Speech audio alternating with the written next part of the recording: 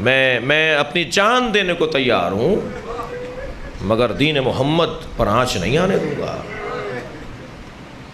فرما رہے ہیں السلام علی الاسلام السلام قد بلیت الامہ برائن مثل یزید۔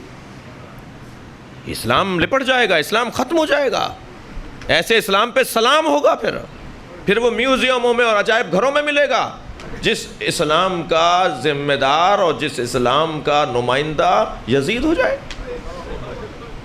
میں نہیں بیٹھنے دوں گا اسے، میں اس کا انکار کروں گا۔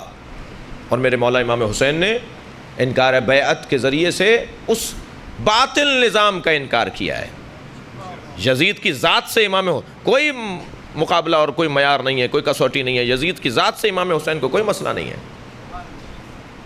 یزید ایک نظریہ ہے، جیسے شبیر ایک نظریہ ہے، حسین ایک نظریہ ہے۔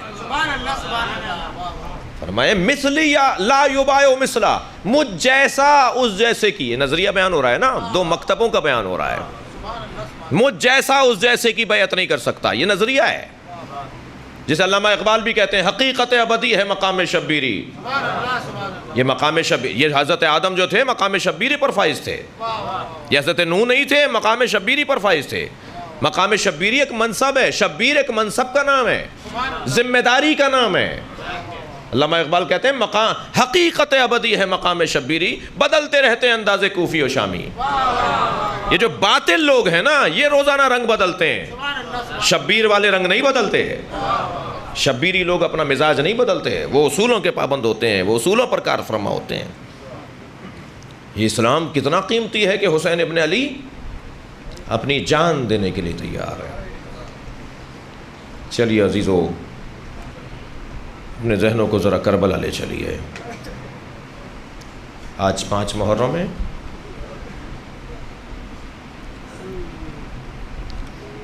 میں ایک ایسی بی بی کی خدمت میں آپ کو لے جانا چاہتا ہوں جس سے حسین کو بڑی ڈھارس ہے۔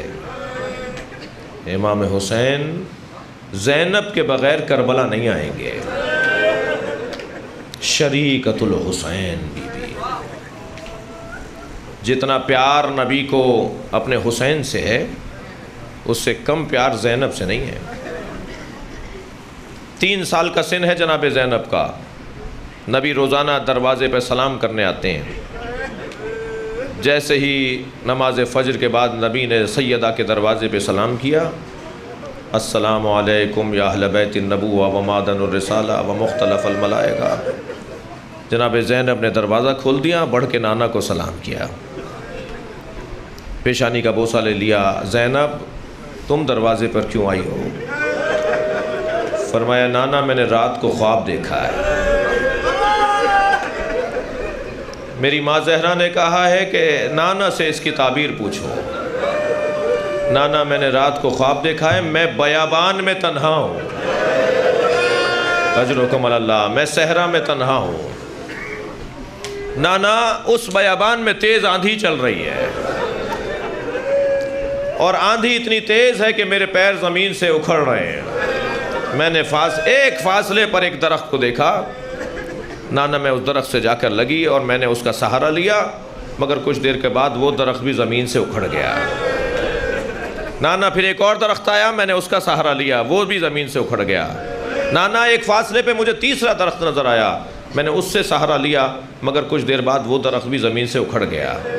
مگر اب نانا دور دور تک کوئی درخت نہیں تھا، آندھی تیز چل رہی تھی۔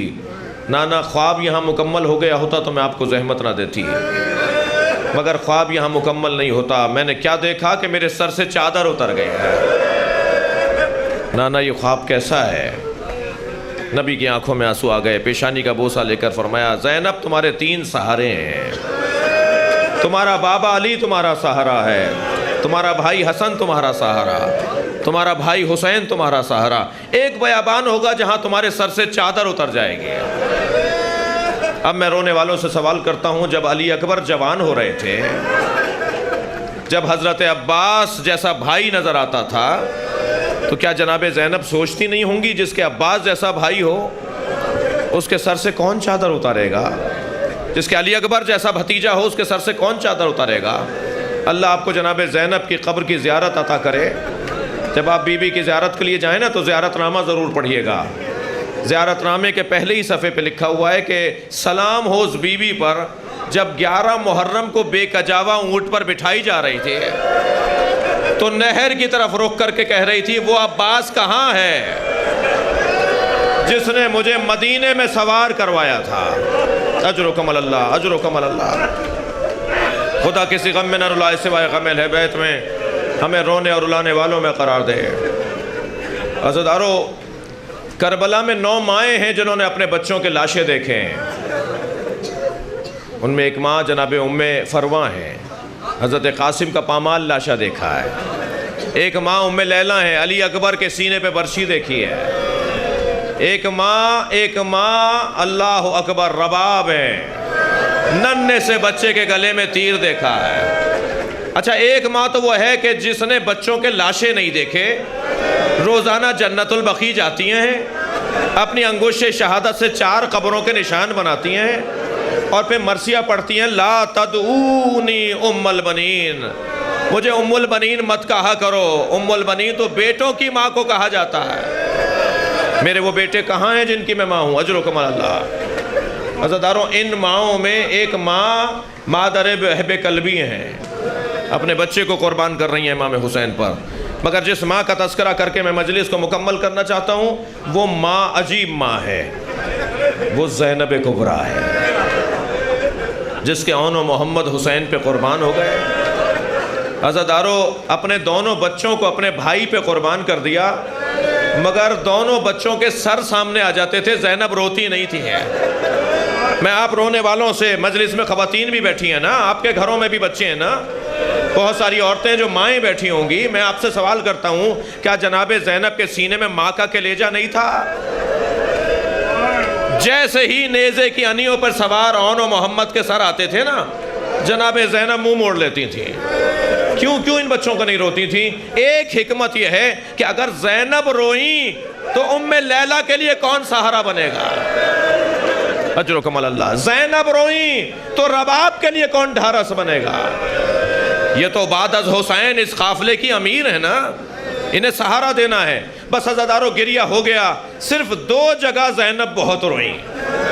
ایک اس وقت روئیں جب 2 ننھے سر آئے اور کوئی بی بی آگے نہیں بڑھی ان سروں کو لینے کے لیے.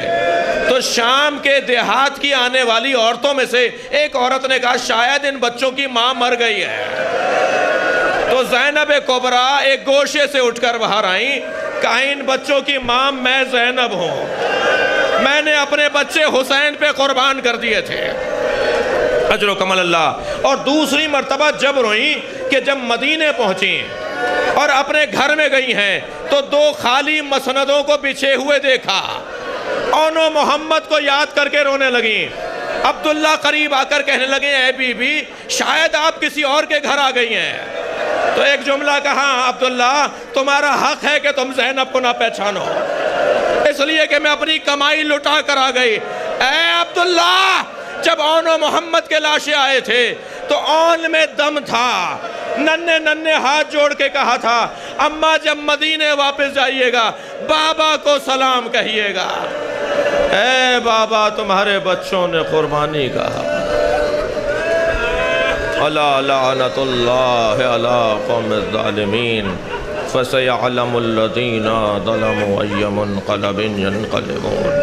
یا اللہ، ان آوازوں پر رحمت نازل فرما، رونے والوں کی توفیقات میں اضافہ فرما، ہم سب کی عاقبت بخیر فرما، امام زمانہ کے ظہور میں تعجیل فرما. ماتم حسین یا حسین یا حسین یا حسین یا حسین.